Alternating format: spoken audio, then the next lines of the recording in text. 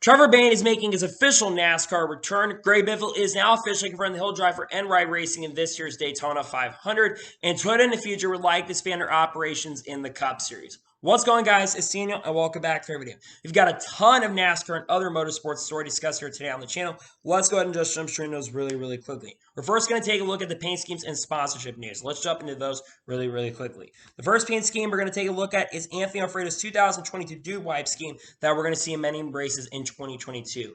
I like this paint scheme a lot. The number, of course, the center for the Xfinity Series. I like this paint scheme a lot. I love the color variation. I like where the number is. I think it's a really nice look at paint scheme, and I'm looking forward to see it on the racetrack in 2022 as well. The next paint scheme we're going to take a look at is Spencer Boyd's 2022 Freedom Warranty scheme that we're going to see in many races in 2022. I like this paint scheme a lot. It's in a really good position. I really like the paint scheme a lot, and I think it's a nice looking paint scheme for Spencer Boyd. I can't wait to see it on the racetrack in 2022. The next paint scheme we're going to take a look at is Josh Berry's 2022 Jarrett scheme that we're going to see in 3 races in 2022. I like this paint scheme a lot. It was really cool. Junior Motorsports tends to do a really good job on their paint schemes. This one's no exception. Overall, I like this paint scheme a lot. I'm looking forward to see it on the racetrack in 2022. The next paint scheme we're going to take a look at is Zane Smith's 2022 Speedco scheme that we're going to see in 6 or 7 races in the Truck Series for Front Row in 2022. Overall, I like this paint scheme a lot. It's very similar to last year's, which I like last year's scheme anyways that Todd Gilliland drove. So it's a nice look at paint scheme, and I really can't wait to see it out on the racetrack in 2022. The next paint scheme we're going to take a look at is Mason Massey's 2022 Brunt scheme that we're going to see in the season opening race for the NASCAR Xfinity Series. Overall, I like this paint scheme a lot. It's really cool, and I'm glad to see the new sponsor is working with Mason Massey in 2022. It's a good paint scheme, to be honest with you. The next paint scheme we're going to take a look at is Corey LaJoie's 2022 Built Bar scheme that we're going to see in many races, including, I believe, the Daytona season opener. I like this paint scheme a lot. I love where the number of placement is. I love the sponsor's utilization. I love the colors on it. I like everything about this paint scheme, and I'm excited to see this car on the racetrack in 2022. It's a really nice looking paint scheme, to be honest with you. The next paint scheme we're going to take a look at is Jeff Earnhardt's 2022 Forever Lawn scheme that we're going to go ahead and see in 7 races in 2022. I like this paint scheme a lot. They did a really great job on it, and I'm looking forward to see it on the racetrack in 2022 as well. The next paint scheme we're going to take a look at is Joe Graf Jr.'s 2022 Buckled Up Energy scheme that we're going to see a Daytona season opener and a couple other races in 2022.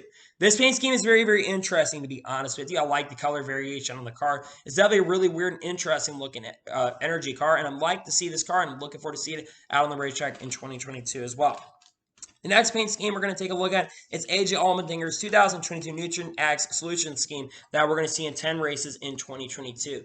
This is very interesting considering we thought Nutrient Ag Solutions was actually going to be out of the sport, and that's why Jeff Burton lost his ride. So that's very interesting and controversial. But that being said, I do like the paint scheme a lot. I think they did a really good job on it, and I'm looking forward to see it on the racetrack in 2022. I think it's a really good paint scheme, to be honest with you. The next paint scheme we're going to go ahead and take a look at is Tate Fogelman's 2022 Ring Line Group scheme that we're going to see in the Daytona season opener. Overall, I think they did a really good job on his paint scheme. It's a nice looking paint scheme, and I'm happy to see that they have a sponsor for him for the season opening race in 2022.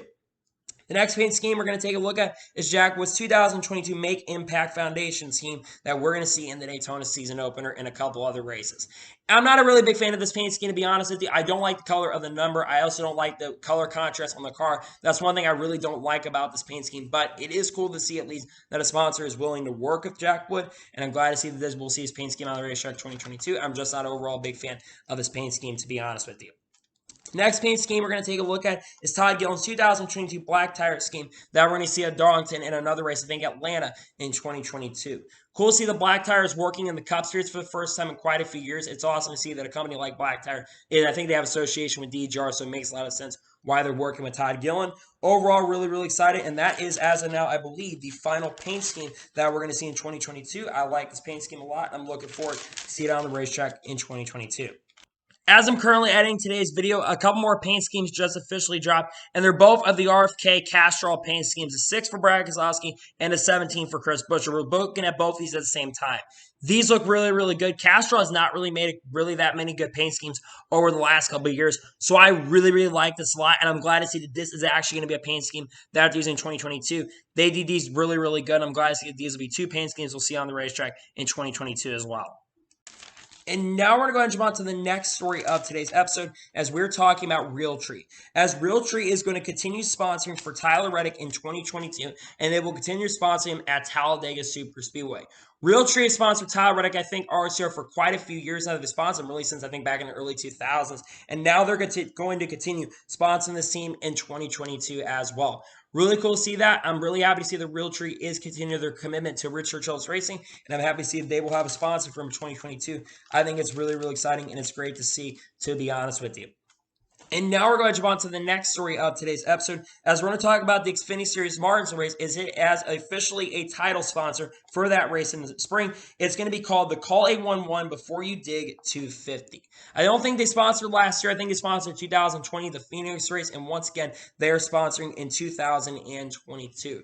Very interesting that this sponsor continues to sponsor in 2022 a race. Overall, very interesting for sure. I'm glad to see that they're back to sponsor in 2022 an NASCAR Xfinity Series race.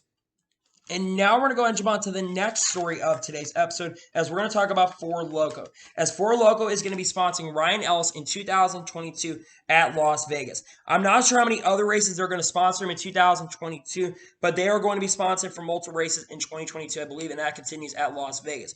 Really cool to see that Ford Loko is coming in and stepping up to the plate, and I'm happy to see that they are going to be sponsoring Ryan Ellis in 2022. Having a company like them sponsor them in 2022, I think is really, really awesome, and I'm glad to see that they're continuing their sponsorship in 2022 as well. And now we're going to jump on to the next story of today's episode, as we're talking about Poppy Bank. As Daniel Hemrick in an interview recently with Daniel McFadden, he confirmed that Poppy Bank is going to be sponsoring him at Auto Club in the NASCAR Cup Series. While the car has not been revealed, we're probably going to see that car very, very soon that Daniel Hemrick's going to have. Poppy Bank has had a long-term relationship with Daniel Hemrick since around 2018 or 2019, and they sponsor him for pretty much the whole entire season in the NASCAR Xfinity Series, and they will continue to sponsor him once again in 2022. Overall, I think that's very, very exciting and really, really awesome, and I'm glad to see that Poppy Bank will continue working with this team in 2022 as well. And now we're going to jump on to the next story of today's episode, as unfortunately we're going to take this episode into kind of a sour note. Unfortunately, Wendell Scott Jr. has passed away. Wendell Scott Jr., I believe, was the founder of the Wendell Scott Foundation and, of course, the son of Wendell Scott. My prayers and condolences do go out to the Scott family and everybody in that family, and my prayers and condolences go out to them during this really, really tragic time, and it's really, really unfortunate news, and my prayers and condolences do go out to the Scott family. And now we're going to jump on to the next story of today's episode, as we're going to talk about the Los Angeles Coliseum. As reported last night by Adam Stern, that track removal efforts are continuing on the Los Angeles Coliseum. As you guys can see in these photos on the screen, the Los Angeles Coliseum is basically the track removal efforts are continuing. I do wish that they could keep this track around, but unfortunately they do have a lot of other events that they have to cater to, so that's why they are continuing these track removal efforts. I think it definitely is unfortunate that the track removal efforts are unfortunate. They have to remove a lot of the aspects of the track, but it is what it is, and those track removal efforts are continuing at the current moment. I think it is unfortunate that they have to remove all of these, to be perfectly honest with you. And now we're going to jump on to the next story of today's episode, as we're going to talk about Steve LaLetta and 2311 Racing. Steve LaLetta was speaking to the media for Daytona 500 media availabilities, and he says that its merchandise sales during the clash would have been the best of 2021 outside of the Daytona 500. That is definitely really, really great. The fact that only last year's Daytona 500 would have beat this event, I think is really, really good. Because, of course, the Daytona 500, of course, you're going to have more merchandise sales for the Daytona 500 than any other event. But the fact that this clash was able to bring more people in and more people were basically able to buy merchandise, I think that is definitely really, really interesting and very crazy for sure, the fact that they were able to almost have more merchandise sales in that aspect than other aspects. So definitely really interesting for sure that they say they were able to get more merchandise sales than they were able to. That's definitely really, really crazy, to be honest with you. And now we're going to jump on to the next story of today's episode, as we're going to talk about the World of Outlaws race that took place last night. So for the next couple of evenings, there's going to be some World of Outlaws races that are taking place. Last night, the World of Outlaws race season kicked off at Volusia. Dying Shots won the season opening race, and of course, a couple Cup Series drivers running that event, Kyle Larson and Alex Bowman, who was making his debut. Kyle Larson started, I believe, 6th or 7th in the A feature, and he was really starting to charge his way up to the front of the field. Unfortunately, though, he ran out of time and really didn't challenge when a late caution came out, but he came up very, very close to winning, and he ended up finishing second. Meanwhile, Alex Bowman, who is making his World of Outlaws debut, he's able to make the main feature, but unfortunately finished 21st in the event. Both drivers deserve a lot of praise for making the overall A-main, and man, Kyle Larson, had he won that race starting where he did, I think that'd been really, really awesome. But good luck. Congratulations to Donnie Johnson winning this season opener, and it's good to see that Kyle Larson and Alex Bowman were able to have, both of them were able to have really, really good runs, because if they do really, really good, that is great for the sport of racing. And now we're going to go ahead and jump on to the next story of today's episode, as we're talking about William Byron. As William Byron just announced a few minutes ago that he will be competing in the super late model race at New Smyrna this weekend on Sunday and Monday. On February 13th and 14th, he'll be competing for Wilson Motorsports in the season openers for the super late model events. Great to see that William Byron's going back to his roots, and it's good to see he's getting some more track experience outside of racing in NASCAR. I think that track experience he's getting is really going to really affect him in a really good way. And I'm happy to see that he's going out there and racing in different forms of racing to get a little bit of experience for the Cup Series. See, super late model cars are very similar to Cup cars too, so it should overall be a really good thing to help him out. So good luck to him this weekend. Hopefully he can contend and do really well in these super late model events. And now we're going to go ahead and jump on to the next story of today's episode, as we're talking about Greg Eli. As was reported by my buddy Casey Campbell, he says that Greg Eli is going to be crew chief for Timmy Hill in the 56 truck in 2022. I don't really have much knowledge on Greg Eli when it comes to crew chiefing experience, so I really don't know how he's going to do as a crew chief for Timmy Hill this year. So hopefully Greg Eli can do a really good job, and hopefully he can help out this year and get the team a really good run in 2022 in the season opener. And now we're going to jump on to the next story of today's episode, as we're talking about Kevin Hamlin. As this has been also reported from the NASCAR report, he says that Kevin Hamlin will be spotting for Tanner Gray in 2022 in the 15 truck. Really cool to see that Kevin Hamlin is continuing to be a spotter. I think Kevin Hamlin is still a spotter for Alex Bowman in the NASCAR Cup Series. So having him work with Tanner Gray, an up-and-coming driver who's still trying to learn and really learn the ropes right now, having him going and working as a spotter for the team, I think is really good. And hopefully he'll be able to come in there and help out this year in 2022 and hopefully do a good job as a spotter for the team. And now we're going to jump on to the next story of today's episode, as we're talking about Chris Carey. As this reported as well, that Chris Carey is going to be the crew chief for Parker Kligerman in his select races in 2022. No surprise here, Chris Carey has been the crew chief for Parker Kligerman when he's driven for Henderson Motorsports in the NASCAR Camp World Truck Series, so it's no really surprise to me that he's going to be continuing work with Parker Kligerman in 2022. Overall, very excited to see that he'll continue work with him in 2022, and hopefully Chris Carey can help Parker Kligerman in his select starts in the Truck Series in 2022. And now we're going to jump on to the next story of today's episode, as we're talking about Jessica McCloud. As Jessica McCloud yesterday was announced that she has become the official CEO of Live Fast Motorsports for 2022. Jessica McCloud is the wife of Beej McCloud, and she's been working, I think, with the team for many years, and now she's getting a really higher position in the work. I don't know how good Jessica McCloud is going to do. I don't know how much experience she has as CEO or working in businesses, but I'm really happy to see that she is getting an opportunity to be CEO of Live Fast Motorsports. Having someone in the family who knows what's going on and knows how these teams work, having her work as CEO of the organization, I think is a really good thing. And again, I am very happy to see that Jessica is getting a really good opportunity here. Good luck to her, because it's going to be a really tough position for her, but good luck to her as she does become the official CEO of the team. It's going to be a really tough position for her to work in, to be honest with you. And now we're going to jump on to the next story of today's episode, as we're talking about Matt Noyes. As Matt Noyes is going to be the car chief for Riley Herbst in 2022. Matt Noyes has been the crew chief for the last couple of years, I believe, for Ben. I think he's been the crew chief the last couple of years for Ben Rose or somebody, I think, at ThorSport the last couple of years. And now he'll be working as the car chief for this team in 2022 for the 98 car. Hopefully Matt Noyes can do a really good job. So I'm going to be perfectly honest with you. I'm not expecting much out of Riley Herbst in 2022. I'm really not expecting much out of him. So hopefully Matt Noyes can come into this team and do really good and help this team out overall in the 2022 season as the car chief. And now we're going to go ahead and jump on to the next story of today's episode, as we're talking about some spotter changes, some extra spotter changes coming for this year. So this reported also by Casey Campbell. He says that Tim Fedewa is going to be a spotter for Riley Herbst, and Freddie Kraft is going to be a spotter for Landon Castle.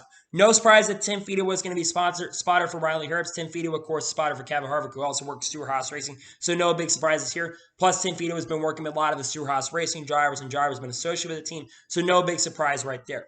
Freddie Kraft, though, working at Landon Castle, that's a really good acquisition. Of course, Freddie Kraft is spotted for Bubba Wallace this year. And Freddie Kraft, of course, a long-term spotter and is also spotted for College Racing in the past as well. I think having him come in and work at this team as well, I think is really, really exciting. And overall, I'm very, very happy to see that Freddie Kraft and both those guys will have some spotting jobs in 2022 as well. And now we're going to go ahead and jump on to the next story of today's episode as we're talking about Earl Barton. As this was also reported by Casey Campbell, it was reported that Earl Barton is going to be spotting for Noah Gragson in the Daytona 500 with Darren Shaw being the crew chief. Earl Barton, what is there to say about Earl Barton? Earl Barton is one of the greatest spotters in the history of NASCAR. Spotted for many, many years for Jimmy Johnson and spotted, I believe, for the whole time that Jimmy Johnson was in the Cup Series from 2002 to 2020. And basically has been spotting, and also I think is spotted as well for Jimmy Johnson IndyCar as well. Earl Barton is a legendary spotter, and we'll hopefully see him have a really good year in the 2020 season as spotter. And glad to see that Earl Barton is getting another opportunity to work in 2022. And now we're going to go ahead and jump on to the next story of today's episode as we're going to talk about all the Rookie of the Year contenders for the NASCAR Cup Series, Xfinity Series, and the Truck Series. So here are all the guys that will be competing for the Rookie of the Year. So for the Cup Series, it'll be Harrison Burton, Todd Gilliland, and Austin Cindric. For the Xfinity Series, it'll be Sheldon Creed, Austin Hill, and Jesse Iwuji. And for the NASCAR Camp World Truck Series, it's going to be Jack Wood, Dean Thompson, Lawless Allen, Corey Heim, and Blaine Perkins. When I look at the Cup Series, this is very easy for me. Austin Cindric win the Rookie of the Year. For Xfinity, Sheldon Creed, and for me, for trucks, I think that unfortunately is either going to go to Corey Heim or that is going to go to Jack Wood. I think Jack Wood's got a good chance to win it this year, but I also think Corey Heim has got a really good shot. And also live, people have been asking, why is Matt DiBenedetto not eligible for the Rookie of the Year? Matt DiBenedetto's been racing the Cup Series 5 or 6 years now, and NASCAR can really determine who can get the Rookie of the Year. That's why he's not getting the Rookie of the Year honors. That's why that is not happening. So those are the Rookie of the Year contenders. Hopefully those guys can do really well, and we'll see who wins the Rookie of the Year in the Cup Series in 2022.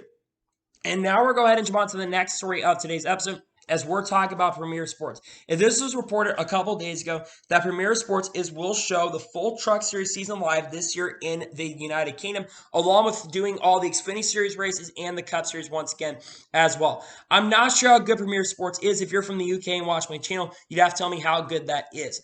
It's cool, though, that a company will be covering the whole Truck Series season. I think having a company like Premier Sports covering will be really, really good. And hopefully we'll see Premier Sports do a really, really good job as the coverage for that. I think if they can, it'd be really, really awesome. And hopefully Premier Sports can do a really, really good job covering the Truck Series races. I think it's really, really important for them to do a really good job covering these races. And now we're going to go ahead and jump on to the next story of today's episode as we're talking about Kevin Harvick. As this reported yesterday by Adam Stern, that Kevin Harvick will be one of the Subway endorsements, will have a signature sandwich sold on the vault-only online menu on NRN Online. I don't remember which sandwich it is. You'll probably see it on the screen, but Kevin Harvick has his own sandwich. That's really crazy and interesting, considering the fact that Kevin Harvick just officially became someone who's been working now with Subway. He started getting sponsored by Subway last year. So it's definitely really interesting for sure that Kevin Harvick basically now has his own Subway sandwich. So you should definitely get the Kevin Harvick sandwich. I think it's something like Black Forest ham or something to do with ham. I don't exactly remember what he's got, but it's definitely very interesting for sure that Kevin Harvick basically has his own Subway sandwich, and people definitely are going to be making some comments about that. But it's cool to see that Kevin Harvick has his own sandwich in 2022, to be honest with you. And now we're going to go ahead and jump on to the next story of today's episode as we're talking about David Wilson. Now, we got some other David Wilson comments we're going to be talking about later in this episode, but David Wilson said, basically speaking to the media for Daytona 500 media availabilities, he says that the crowd at the Busch Clash was the most diverse he has ever seen in a NASCAR event, and says that the Gen 6 car would not have done well in the Busch Clash, which he also said is very ironic considering that they're having a major, major push for the drivers who really wanted to use the Gen 6 car instead of using the next gen car. Overall, definitely very surprising. And again, if you ask a lot of people who were at the race and stuff, there was definitely a very diverse crowd that was at the Busch Light Clash. A much more diverse crowd than I think we've ever seen probably in a very, very long time. I don't think we've ever seen a diverse crowd like we saw at the Busch Light Clash. And of course, that's Los Angeles for you. But it's really cool to see that. And another thing that's interesting, too, he talks about how the Gen 6 car wouldn't have done as good. We've heard a couple people say it wouldn't have done as good. Denny Hamlin has said that. I think Kyle Busch has said that. And a couple other people have said that the car would not have done as good had it just been the Gen 6 car instead of the next gen car.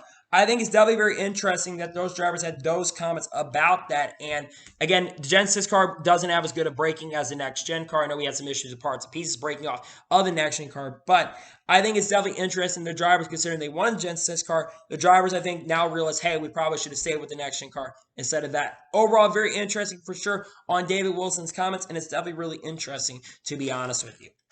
And now we're going to jump on to the next story of today's episode as we're talking about the choose rule. Now, there is a rule that came out in regards to the choose rule, and this was reported by Bob Pockers on the air a couple days ago. He says that NASCAR also has added a rule about procedures of cars who have an issue following the choose rule. In that rule, it states that if a car breaks down in front of them, the row from behind, the car behind him, and everyone behind him will be able to go ahead, basically fixes the choose rule up a little bit, and the cars behind, if the car has an issue, those cars will go forward into the row. Instead of going backwards, they will go forwards into the row. They will not re-rack the guys. They'll basically force the guys to go up front.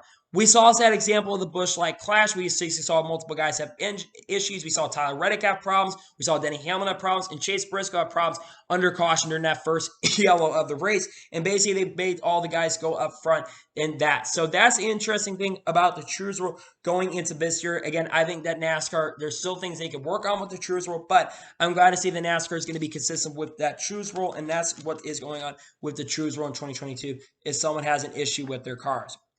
And now we're going to go ahead and jump on to the next story of today's episode as we're going to talk about Daytona and Talladega qualifying. Now, there has been an update to the procedure on Daytona and Talladega qualifying is going to be working this year. NASCAR has updated its rulebook today to show Daytona a single car qualifying on Wednesday will be 2 rounds with top 10 going into the second round. And this will be the procedure for Daytona and Talladega throughout the year.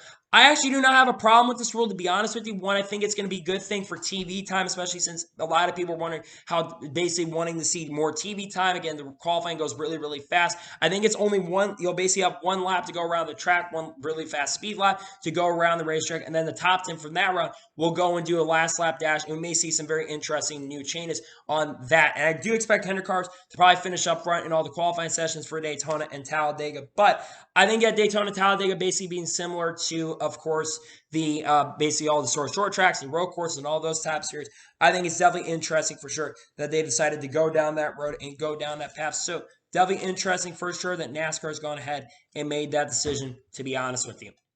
And now we're going to go ahead and jump on to the next story of today's episode as we're talking about Brad Keselowski.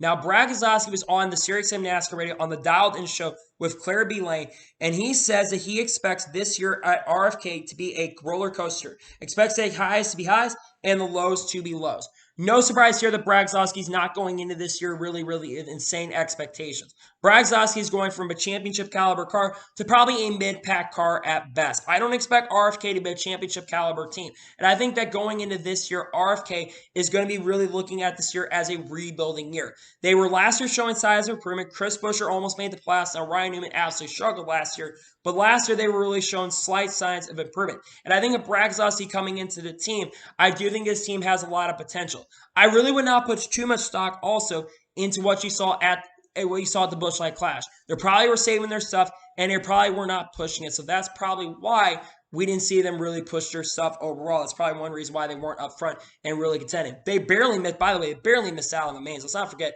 they barely missed out on the mains with Brad Keselowski. So overall, in my opinion, I think it's definitely very interesting. Brad has really highs and lows. I do think by the end of I think at the beginning of the year, they're going to struggle. But I think at the end of the year, Brad Keselowski and this team are going to perform a lot better. So overall, definitely very interesting for sure. And hopefully this team can do really good this year. If they can perform very well, I think it's going to be great for the sport. So hopefully Brad Keselowski's right and this team can perform really good this year by the end of the year, to be honest with you.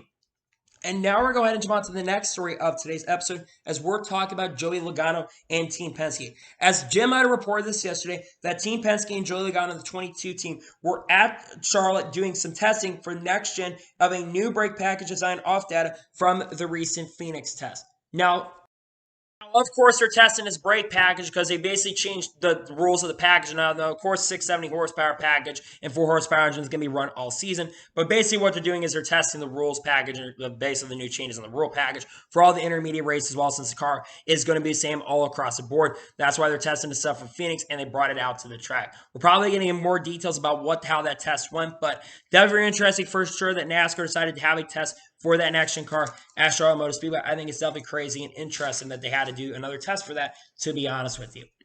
And now we're going to go ahead and jump on to the next story of today's episode as we're talking about Brandon Lyons. As this reported as well today, that Brandon Lyons is going to be spotting for Colby Howard throughout the 2022 season. Brandon Lyons is also going to be spotting this season for William Byron on a full-time basis, and I think he's spotting for an Xfinity Series driver. I'm not sure which driver he's spotting for, but he's spotting for an Xfinity Series driver in 2022 as well. Brandon Lyons has been a spotter for the last couple years for Ryan Preece in the NASCAR Cup Series, and Brandon Lyons, I think, is a pretty decent spotter in my honest opinion. So overall, hope that Brandon Lyons can do a really, really good job, can come into this season, and hopefully Brandon Lyons can have a great year with this team in 2022 and give them a great season in regards to their performance. And now we're going to go ahead and jump on to the next story of today's episode as we're talking about MyKarma Racing. As MyKarma Racing has confirmed their drivers that they will have for Daytona. So Greg Galding is going to drive the 47 for them at Daytona, and Tim Veens will drive the 74 for them at Daytona. No surprise here for both drivers. Tim Veens and Greg Galding have both driven for MyKarma Racing in the past, and it's no surprise considering they're not going to have any full-time drivers this season. It really isn't a big surprise to me they're putting Greg Galding in the car, and it's not a big surprise to me they're putting Tim Veens in the car considering they don't have any full-time drivers at the moment. Both drivers will have to qualify in. I think Greg Galding's got a good shot of making it into the race. I'm not so sure about Tim Veens, though. I'm not really sure that Tim Veens is going to be making it in this year's Daytona season opener for Xfinity, considering there's a lot of Xfinity Series cars. There's already 41. I think there's like 42 or 43 cars already confirmed for Xfinity, so we'll have to wait and see what happens, but it's definitely interesting that they've gone ahead and put Tim Veens and Greg Galding in this event. And now we're going to go ahead and jump on to the next story of today's episode as we're going to go ahead and talk about FDNY Racing. As FDNY Racing confirmed yesterday that they'll be returning to the Truck Series at Daytona International Speedway for 2022, and Brian Doza is going to be the driver. This team has seemed to enter for many, many years now. They've been in the series for a very, very long time, and they only seem to show up for the Super Speedway events. They do at times show up at some races other than Super Speedways, but they tend to really show up for most of the Super Speedway events. Now, looking at the expectations for this team, what are my overall expectations for the team? Overall, I don't really have too many high expectations for the team just because of the fact that they don't seem to run fast. They tend to do qualify for Daytona races, but there is a lot more competition this year and a lot more trucks in this year's season over for Daytona than there probably have ever been. So they're going to have to qualify in, and hopefully they'll have enough pace and speed, but they're going to need a miracle if they're going to want to make it into the overall show, in my honest opinion. And now we're going to go ahead and jump on to the next story of today's episode as we're talking about Jason Kitzmiller. As was announced yesterday that Jason Kitzmiller is going to be making his Truck Series debut at Daytona, driving a second truck for CR7 Motorsports. He'll be driving the number 97 for their organization. For those who don't know who Jason Kitzmiller is, Jason Kitzmiller has been in the ARCA Menard Series for many, many years and seems to run at Daytona and a couple other races throughout the year. And he's a very underrated super speedway racer, a much older driver than you would think, but he's been in the series for a couple of years now and has some pretty decent stats at super speedway tracks. Now, this car, of course, will have to qualify for this year's Truck Series opener, as like I said, there's a lot of cars that are going to be attempting to qualify for this year's season opener for the Camping World Truck Series. There's a lot of expectations are really, really high for this team, and hopefully they can do really, really well. Overall, hopefully this team can make it into the event, and good luck to Jason Kitzmiller as he makes his attempt to qualify in this year's season opener for the event. And now we're going to go ahead and jump on to the next story of today's episode as we're talking about Riley Herbst. As was announced yesterday that Riley Herbst is going to be driving the 17 for DJR Racing at Daytona, with Chad Johnson being the crew chief. Riley Herbst, of course, DJR Racing, of course, is part of the SHR family nowadays, so that's why they've got Riley Herbst driving this car. Riley Herbst has ran a couple starts for DJR Racing in the past, and I'll be honest, he actually has done pretty good with DJR Racing in the Camping World Truck Series. Despite struggling in the Xfinity Series with SHR, he's actually done pretty decent overall with the DJR Racing organization in the past in the couple six starts that he has ran. Overall, this team will be able to make the show. They've got enough pace and speed to make the show. I think they've also got a good chance to win. Riley Herbst is actually a pretty decent super speedway racer as well. So hopefully we'll see this team make the show this year. Good luck to Riley Herbst, and hopefully Riley Herbst will be able to make the show this year with this team. He's going to have some high expectations, but hopefully we'll see him make it this year into the season opener for the Truck Series, which he should easily be able to. And now we're going to jump on to the next story of today's episode as we're talking about Matt Mills. As was announced yesterday, that Matt Mills will drive the 20 for Young's Motorsports in 2022 in 4 races. He'll drive the 20 truck at Las Vegas, Kansas, then Worldwide Technology Raceway, and then he'll race at Richmond later this year. Now, something very interesting about that Worldwide Technology race, if he's going to want to compete in that, he's going to have to switch his points to compete because that is during the Triple Truck Challenge. So he'll have to switch his points throughout the season. Matt Mills, though, I think is a pretty decent driver. He'll be driving, of course, the majority of the season for Beach McCloud Motorsports in the number 5 car. So he's going to be in a pretty good car, this pretty decent truck. Well, not an amazing truck because his trucks haven't run amazing, but he's going to have a decent opportunity with the Young's Motorsports team. So hopefully he can do really, really well. He hasn't been in the truck series for a couple years now, so he's going to be going back to series he has had not as much experience at. That being said, though, I wish him the best of luck, and hopefully Matt Mills can do a really, really good job this year and the Camp World Truck Series in the number 20 truck in those select starts. And now we're going to go ahead and jump on to the next story of today's episode, as we're going to talk about JD Motorsports. As JD Motorsports has officially revealed that they will have 2 cars in 2022, and sponsorship announcements are coming in the coming days. So, Bailey Curry is going to drive the 4-car full-time, and Ryan Vargas will drive the 6-car.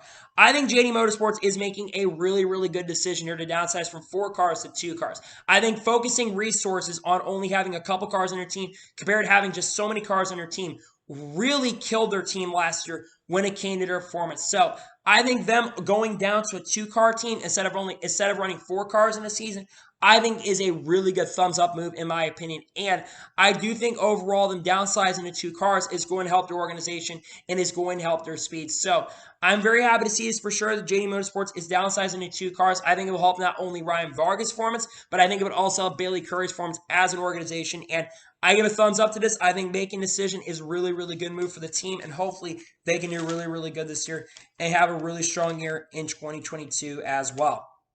And now we're going to jump on to the next story of today's episode, as we're going to talk about Kyle Busch Motorsports. As Kyle Busch Motorsports announced today that they're going to be fielding a full-time ARCA team in 2022 in the number 18 car. Sammy Smith Jr. is going to drive a majority of races in that season, with a couple of KBM truck drivers driving for the team. Now, a lot of people asking, what about Joe Gibbs Racing? Well, Kyle Busch Motorsports has basically gone ahead and bought the Joe Gibbs Racing ARCA team, and there's actually a big reason behind that. The reason is because one of the companies, THC, that's sponsoring Sammy Smith, they can't have FedEx working with them. That's why they are not going to have Joe Gibbs Racing there. Denny Hamlin, of course, still drives for Joe Gibbs Racing. So that makes a lot of sense. Sammy Smith Jr. also drives for a majority of races. Sammy Smith Jr. is a really hot prospect. He's a really great driver. He's going to be someone that I think is going to do very, very good this year, and I think he will be a contender in most races in that car. He's not going to run full-time this year. He's only 17 years old, but I think Sammy Smith Jr. 1,000%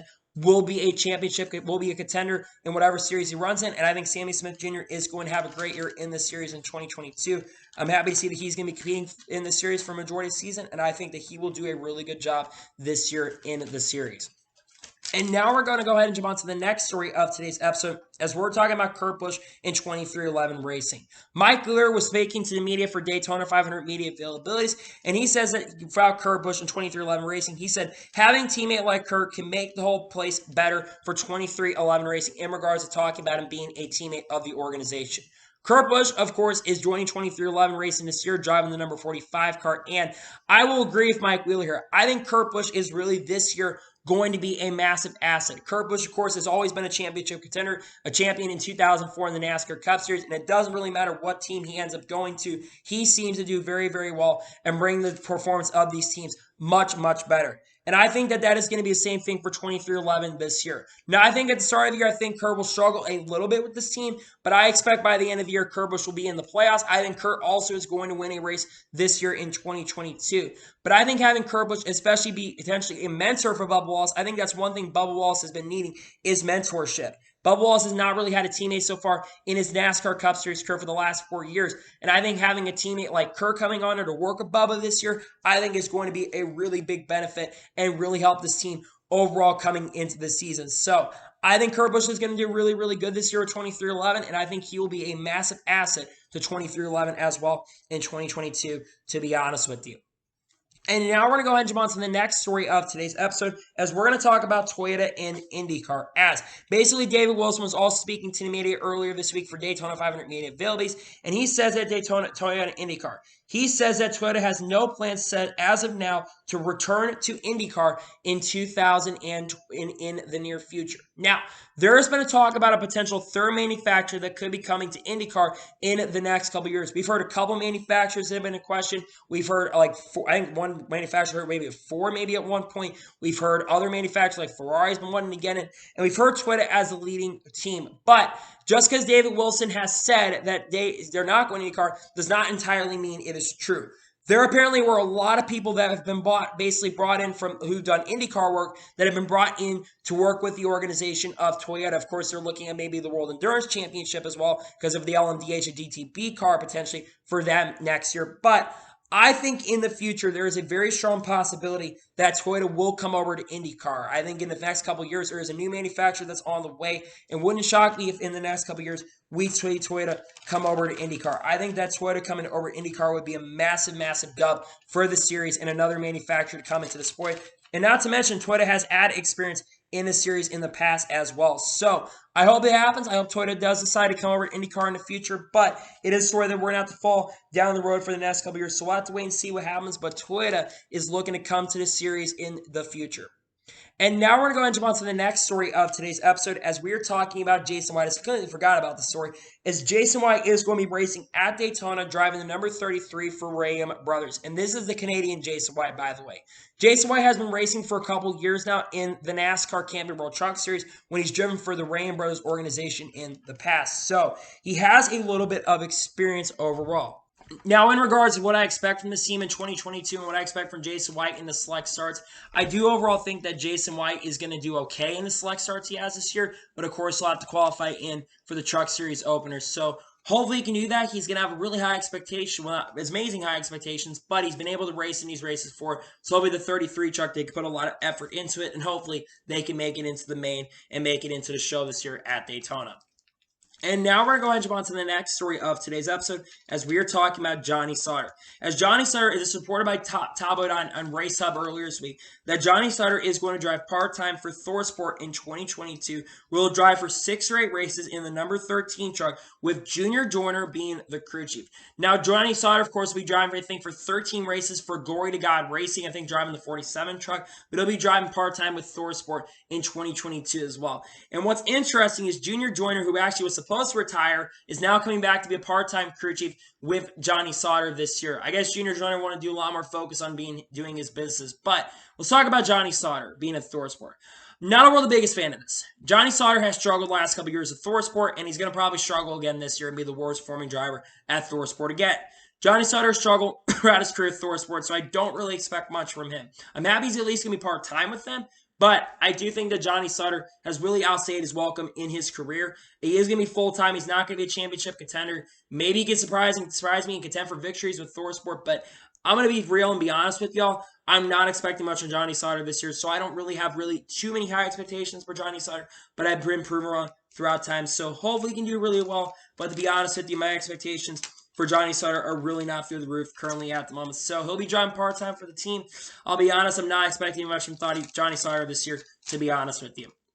And now we're going to go ahead and jump on to the next story of today's episode as we're talking about Thad Moffett. As was announced yesterday, that Thad Moffett will be driving the 43 for GMS in a partnership with Ram Brothers in 2022 on a part-time basis. First thing, before I get my thoughts on Thad Moffett, the paint scheme looks absolutely incredible. It's kind of like a tribute to Richard Petty, which is, I think, is a tribute to the 1992 season. So overall, that is a nice-looking paint scheme, by the way.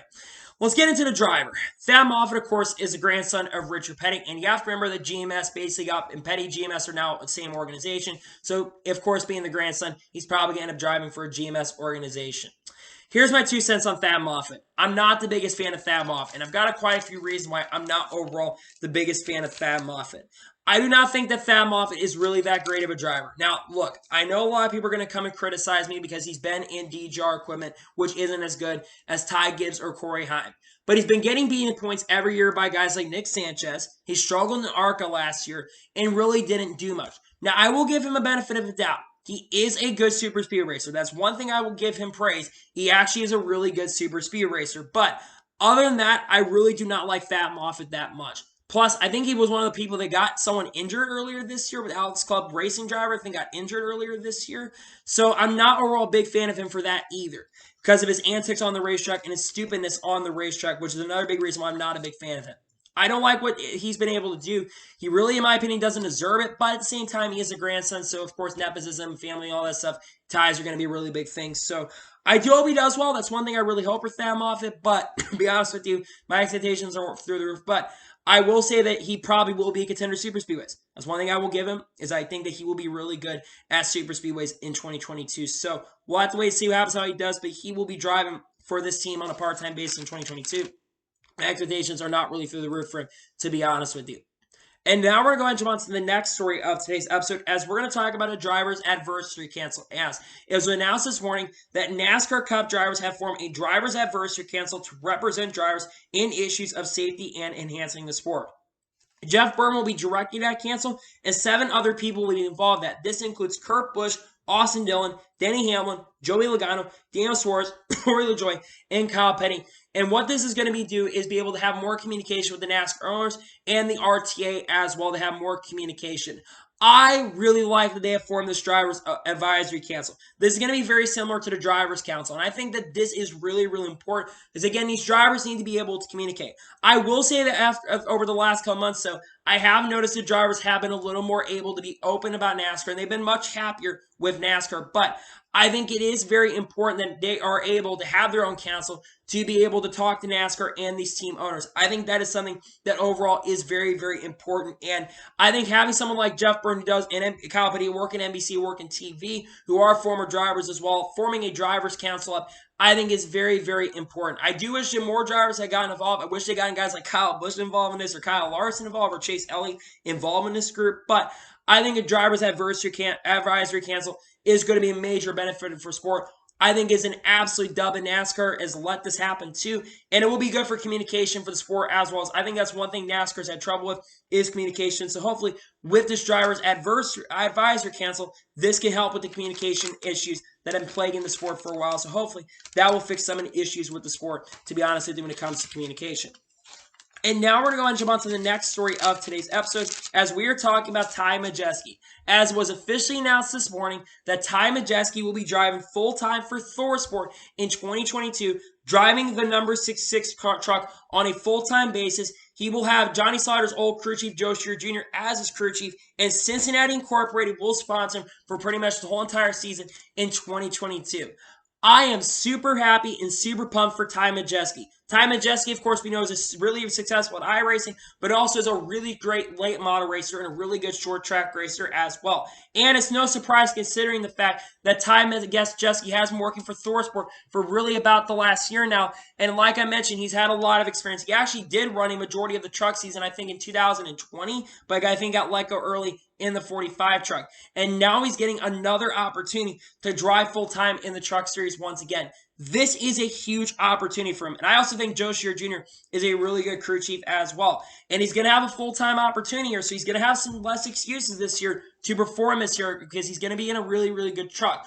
I think he's going to be able to contend for a championship this year. So my expectations are, I think he's going to be underdog to win the championship. This truck's going to be really, really good, and having him full-time with team makes a ton of sense. I think he's going to be a championship threat, get some top 5s and some top 10s, and I think he will surprise people this year. And not to mention, you look at some of the runs he had last year, especially with ThorSport and the select starts, he did really, really well, especially on the intermediate tracks. 10 for top 10s, and even top 5s at points. So I think he's going to do a really, really good job this year. I'm overall very, very happy to see that he's getting another opportunity, and I expect him to have a really good year this year. I really think he is going to be really strong this year. I think he's going to have a lot of pace, and I think he's going to have a lot of speed. And I think that Ty Majeski is going to surprise a ton of people this year with how good of a driver he is. And I think that Ty Majeski will be a championship threat. I'm overall very, very happy to see this. I'm glad to see that he will be back in the series this year. And overall, I just want to see him do really, really well. And I'm glad to see that he will be in the series in 2022 on a full-time basis. He deserves it. He's got sponsorship now with Cincinnati Incorporated.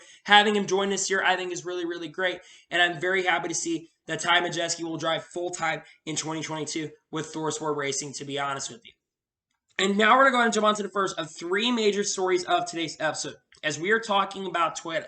As Toyota, David Wilson was speaking to the media, and this was reported by Candace Spencer yesterday. He said on her that David Wilson says that we like to build our family of teams regarding expansion of NASCAR in the NASCAR Cup Series. Now, you look at Toyota in the NASCAR Cup Series currently at this moment. Right now, Toyota only has a couple teams right now. They've got 4 Joe Gibbs cars, 2 2311 cars, so they're able to expand this year. And they have a Golf Brothers car that's unsure if they're going to be full-time or part-time this year. They've lost MBM because MBM is now a 4 team at this point in the NASCAR Cup Series. So they don't have a lot of teams currently at the moment. And I think one reason what they would like to expand is to get more drivers to perform in the super speedway races. Now, the big question is in regards to Toyota's expansion. Do I think it's going to happen? I think there's very, very possible Toyota is going to expand, and I think this is how it's potentially going to happen. I would not be shocked if we see a team in the future switch over to Toyota in the future.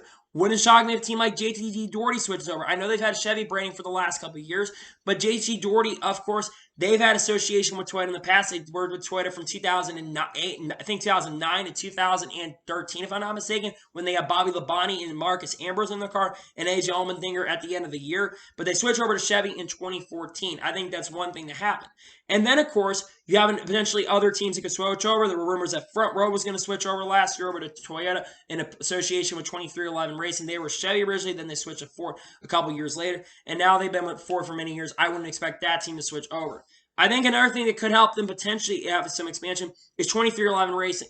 I know this is going to sound nuts, but I think that 2311 Racing is going to expand again in 2023. They've got 2 really good drivers right now, and I know it'd be really, really quick for them to rush, but Denny Hamlin has said that he would like to have a 3 or 4 car team in the future. And I believe that in the future, we're going to see Toyota make some more announcements, and I think in the future that they are going to expand as well. When I look at Toyota and look at the future, I think 2311 Racing will be a 3 or 4 car team, and I think that they will get John Nemechek in the Cup Series in 2023 because Joe Gibbs Racing is going to be filled up. Unless, of course, someone like Mark Truex Jr. who leaves Joe Gibbs Racing comes over to 2311, or someone from Joe Gibbs Racing comes over to 2311 in a 3rd car. But my expectations is that I think that Toyota this season, they are going to expand next year. I think they're going to expand. I think it will happen. I think someone is going to move. I think there will be a team. Maybe there will be a team from Xfinity that jumps up the Cup or trucks that jumps up the Cup. But I think that there will be more Toyota expansion in the NASCAR Cup Series and Xfinity and trucks in the near future. Toyota wants to grow their families. They want to be more of a bigger team. They don't have as they've lost a lot of their teams throughout the year, especially their development programs. They've lost Bill McAnally Racing, their development program team. So they're looking to expand in other areas, and I think in the future, Toyota is going to expand in the NASCAR Cup Series. So we'll have to wait and see what happens, but I think in the future, we are going to see Toyota expand in the NASCAR Cup Series. So that's one story that we'll be keeping an eye on over the years, but I think we're going to see expansion in the NASCAR Cup Series for those teams in the future. And now we're going to jump on to the next major story of today's episode as we are talking about Trevor Bayne. As it was announced, 2 days ago on NASCAR Race Hub that Trevor Bayne will be driving for Joe Gibbs Racing in 2022 in the number 18 car for 7 races in 2022. Jason Ratcliffe, who crew chief for Harrison Burton last year in the NASCAR Xfinity Series, will be the crew chief for him in 2022. He will have Devotion Nutrition as a sponsor for the event, and the 7 races that Trevor Bayne will race in are Auto Club, Phoenix, Charlotte, Nashville, New Hampshire, Las Vegas in the fall, and then the final race for him will be at Homestead Miami Speedway. Trevor Bayne. You think about Trevor Bayne, of course, the 2011 Daytona 500 winner. He has not really been in the sport for the last couple of years. He retired from full-time competition in the NASCAR Cup Series in 2018, but in 2020, he made, I think, 8 or 9 starts in the NASCAR Camping Truck Series, and he did actually pretty well with Nice Motorsports. Actually got a couple top 10s with the team, and really was very surprising contender in some of those races, considering there was a time that Nice Motorsports wasn't as good in 2020 and 2021. He did perform a lot better as a driver. And a lot of people think that Trevor Bayne is really old. Trevor Bayne is not really that old when you think about it. Trevor Bayne is only 30 years old. He's getting ready to turn 31 here in the next week or so. But Trevor Bayne is the same age as Daniel Hemrick, who is coming off of winning a championship. Now, he is in a very good car. That being said, though, with Trevor Bayne, he's a very nice guy and he's a really good dude. But I want to say this about Trevor Bayne. Trevor Bayne, I don't really have too many high expectations for Trevor Bayne. I'm not expecting Trevor Bayne to come in here and win every race. Now, he will have, of course, the best car in the Xfinity Series. This car is going to be really, really strong and very, very competitive. And if he is as good as he was at Nice Motorsports, he could be very, very good. But my expectations for Trevor Bayne are not overall through the roof just because Trevor Bayne has not always been the greatest driver. I think that Trevor Bayne in 2022, though, I think he will pick up a victory. I think he will at least get one win. He needs to win at least one race to potentially consider coming back to the Cup Series or making a potential return. Now, of course, sponsorship will play a factor into that since he has sponsorship now from Devotion Nutrition. He's going to have help from sponsorship over the years. But if he wants to be consider a really potential of really making a big run at the Cup Series, or a return to NASCAR, he needs to win a race. He needs to contend. He needs to get top 5s and top 10s. This is an all-star car. This is the best car from last year. The same car as the 54 car. He's going to have really high expectations this year, and he's going to need to perform very well. He's got experience. He's got talent. He actually was a decent Xfinity Series racer, so maybe we'll see him do good, especially with that experience. But it has been a few years since he raced in Xfinity. The last time he raced in Xfinity was 2016 at Watkins Glen when we drove for Roush Family Racing. So he's going to have to do really well this year and do as good as he can. I want to see him do well, though. I want to see Trevor Bayne do well. I think it'd be great for him to run very well. But I think he will get a win this year. I think he'll at least get one win. He needs to win a race this year. And I think that this year in 2022, I think he will get it done. I am, though, very happy to see that Trevor Bayne is back. Having him in the NASCAR Xfinity Series and NASCAR in general, I think is really exciting and very awesome. And I'm really happy to see that we're going to see Trevor Bayne back in the Xfinity Series in 2022. Hope he can do really good this upcoming season, to be honest with you. And now we're going to jump on to the final race story of today's episode, as we are talking about NY Racing. Now, we've talked about NY Racing on the channel quite a few times, but we may now officially know about NY Racing and officially have it looks like we officially have confirmation that NY Racing is going to be entering in this year's Daytona 500 with Greg Biffle. Recently, there have been multiple posts that have been going around, including my post on Twitter, showing a story that came up from Johnny Cohan, who is the owner of NY Racing, who says that they are basically finishing up their car for Daytona. They're finishing up a few finishing touches, and then they're headed to Daytona. It looks like that they have officially, on their story, have confirmed that they will be showing up at this year's Daytona 500 in the number 44 car, with Greg Biffle driving in the car. Greg Biffle's been a heavily rumored driver, and now it looks like it's officially confirmed that they're showing up in this year's Daytona 500. NY Racing have been very skeptical on for many years now. And we're expecting that this team will have RCR equipment this year, so they're actually going to have RCR engines this year, so they may be a very surprising contender. The big question is this going to be a one-off for this team in 2022, or is this going to be potentially a couple races with Greg Biffle? Are they only looking to run a Daytona 500, or are they looking only to run a couple other races here, including other super speedways? That's a big determination, but I am definitely very surprised that they actually are going to show up. Same with the money team. I'm definitely surprised the money team is actually showing up. Same with NY Racing, considering the fact that NY Racing has been a team that's been very skeptical. We thought they were going to show up last year, but they decided to back out. But now we know that they actually are going to show up from their story. And I think that's what this next-gen car is supposed to do. It's supposed to bring people into sport and bring new teams into the sport as well. And this is not a new team, by the way. This team has raced in the NASCAR Cup Series. They competed with J.J. Yeley in 2018, the last time they raced in the 7 car in 2018 in the Coca-Cola 600. So they do have experience in the NASCAR Cup Series in the past. And they've also had guys like Travis Quaffle, among other drivers, like Johnny Sauter, I think, as well, as driven for the team in the past as well, if I'm not mistaken. Now, of course, let's talk about the driver, Greg Biffle. Greg Biffle, an 18 or 19 time winner in the NASCAR Cup Series, runner-up in the 2005 NASCAR Cup Series Championship, and an Xfinity and Truck Series champion, winning the 2000 Truck Champion and 2002 NASCAR Xfinity Series champion.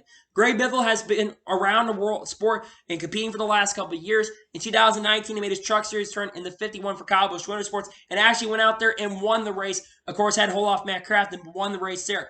In 2020, made a one-off with GMS Racing in the number 24 truck, and I think finished 17th in that race, or 23rd or 17th. I don't exactly remember, but I think he finished top 20 in that race. And in 2021, competed for the full SRX season and did very well and was very fast throughout the year. And Greg Biffle, of course, is a racer. And Greg Biffle has said in the past he would like to at one point make a return to NASCAR. Well, now it looks like he is officially returning. And I'm very excited to see that Greg Biffle is back. The Biff is officially back in the Cup Series, and I'm really excited for that. And you think about this next-gen car, too, what it's been able to do. It's been able to bring a lot of names you never thought will be able to make returns. We've got Jacques Villeneuve coming back to NASCAR. Boris Said coming back to NASCAR. We've got so many old names and so many old faces coming back to NASCAR. We've had Carl Edwards' interest in the sport. Tony Stewart very recently said he would like to race in maybe the Busch Light Clash at some point. Even we've had other drivers that have shown interest in the past coming back in sport. Even Jimmy Johnson has shown interest of coming back at points in the sport. And I think that's what this next-gen car does. It might be able to bring old faces back in the sport, but also be able to bring other drivers in the sport as well that you never thought would come in, and new teams as well. I'm super excited to see that Greg Biffle is coming back. I know that the announcement has not happened yet at this point, but it looks like very, very soon we're going to be seeing an announcement from this team. So overall, very, very excited to see this. I'm happy to see that NY Racing is actually going to show up in this year's Daytona 500. I'm very happy, very excited about that, and I'm glad to see that a new team is showing up to the Cup Series here. That, again, it's not exactly a new team, but I'm glad to see that a team is showing up to the Daytona 500 that has not been the Daytona 500 in the past. So hopefully, we will see NY Racing show up, and that announcement will come very, very soon with Greg Biffle driving the car. So anyway, there's today's long NASCAR and Motorsports video. I want to thank you guys for watching. Please subscribe to the channel, notifications to be notified when a video does go live on my channel. Follow me on Twitter, Facebook, and Instagram, and support me on Patreon as well. Let's go below for that and comment your thoughts on today's video. What are your thoughts about Greg Biffle returning to NY Racing, and are you excited, and do you think this team will make the show or not? Let me know in the comments below. And what are your thoughts about Trevor Bayne making his NASCAR return with Joe Gibbs Racing? Do you think he'll do well this year, or do you think he'll struggle? Let me know in the comments below. I've got a couple special products that are on the way right before the season starts. You'll see those on the channel very, very soon. Check it out. Also, Q&A is dropping on Sunday for the Super Bowl, so you'll see that Q&A, 1,000 subscriber Q&A this upcoming Sunday. So anyway, like I said, I want to thank you guys for watching today's video, and I'll see you guys next time for some more great, awesome NASCAR and other motorsports content on the channel like this. Take care, everybody.